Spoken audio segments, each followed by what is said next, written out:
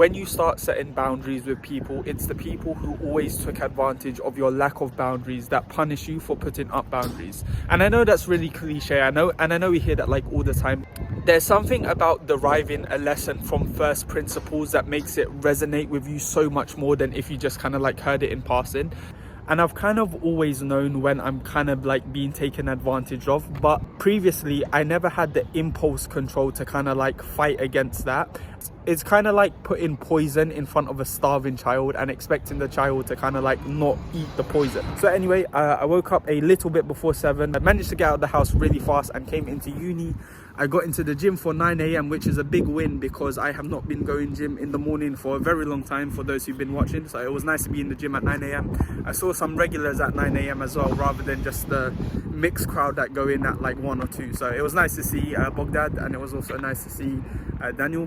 Hello everyone. So look who I just saw. You know, I was saying that I came early today and I was really hoping to see this guy, and when I came in I didn't see him, but then he just walked in through here and I saw him, so I'm so happy to see him. What a story, yeah. What a story Every day. I then headed into Ground Cafe. I got some coffee. I was going to work in library, but I decided to work in Ground Cafe because it was already like 10:30 and my lecture starts at 11 and I don't have like another 5 minutes to waste going into the library. So I was just doing a bit of work in Ground Cafe. I then saw Ariane on my way to the lecture.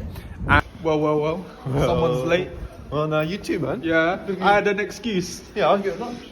What? I'll buy my lunch. It's 11 o'clock. Yeah, I'm buying it, so it's ready. Okay, do you have anything to say? No. Why not? Say something. Say something. I'm tired. I don't know. There's not much to say. There's not much to say. Okay. Going into the lecture very, very late. My statistical physics lecture. There was this really funny story. So basically during the break, me and Vidushan, we went to the toilet, and then I must have left without waiting for him, and he was like, oh, you didn't even wait for me after the toilet. And what I said to him was that if you expect me to sit in this lecture for 1 hour and then one after that and then just pay attention and not go on my phone, you best believe that I'm utilizing the whole 10 minutes of the break to kind of like yap and talk and share. And like, bro, like I am not sitting around in silence during that break. Like I am talking, I am yapping, I don't care. I've also talked about how much I like this lecturer, but I found out something. He makes like these little videos to introduce the topic every week, which I thought was like really nice. You know, every week he's like, and this week on statistical physics, and he makes like a little intro video, and it's just really nice. So, you know, I thought that was a really cool thing to do. Now, surprisingly, even though it's quite early, he has set some coursework due today. And another nice thing I like about him is he set the coursework due for 6 p.m, which is awesome, because I've always said to people that why do the lecturers set the coursework for midnight? When you set the coursework for midnight, even if you go to sleep like really late, it means that like during such a late period in the night, you're going to be, number one, finishing the coursework, and number two, like stressing about submitting it. So like even if you submit it on time, like there's going to be like a period of time afterwards where like your body needs to like calm down and kind of like de-stress, and it's going to like disturb your sleep. And I also feel that like if you set it till midnight, you're going to get it done at midnight. But if you set it at 6 p.m, you're going to get it done at 6 p.m. Like the time you allocate to it is going to take up. So I thought it was really good that he set it at 6 p.m. He knows what he's doing. He's a very intelligent guy, this guy, I'm telling you.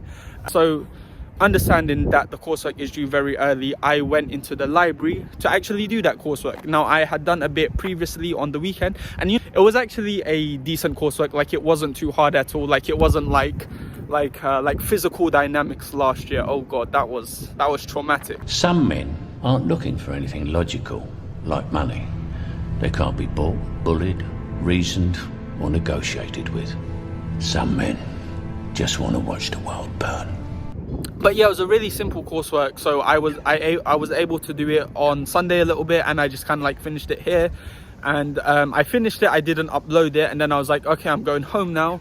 Then on my way home at Grand Cafe, they have these like like cronuts from the bakery that supplies their pastries, and they're like heart-shaped cronuts, and I really wanted to get one, so I got one. But then I was like, oh, this would be really nice if I could like sit down and like watch some YouTube. So I was like, okay, I'm gonna bring this all the way home, and then when I get home, I'm gonna make a tea and I'm gonna like watch a vlog. So not my vlogs, like someone else's vlogs, and I am going to enjoy this. And it was really awesome. And the reason why I had to get home early tonight is because I am cooking tonight. So I'm cooking tonight, and I got to get that dinner ready for 8. So it's like, you know, today was a very busy day. I also had this thing written in my notes, like on this day, like I felt like very like, oh my god,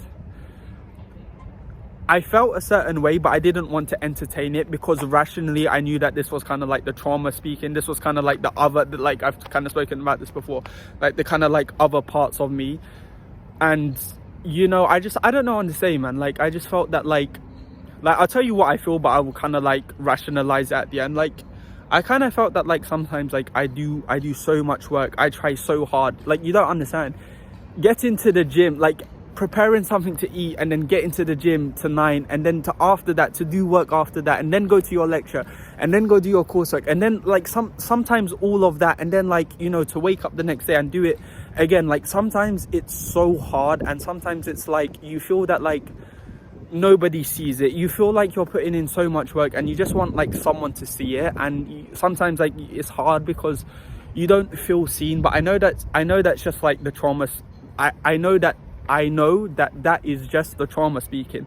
So like I felt like that on this day, but then when I was journaling, and kind of just like in the back of my mind, because like, you know, I played these games before, you know. I played these games before! I said I played these games before!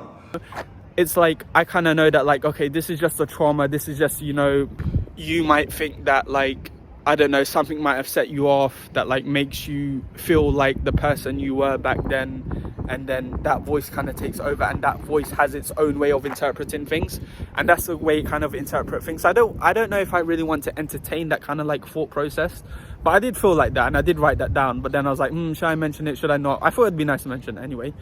But yeah, okay, that was Monday.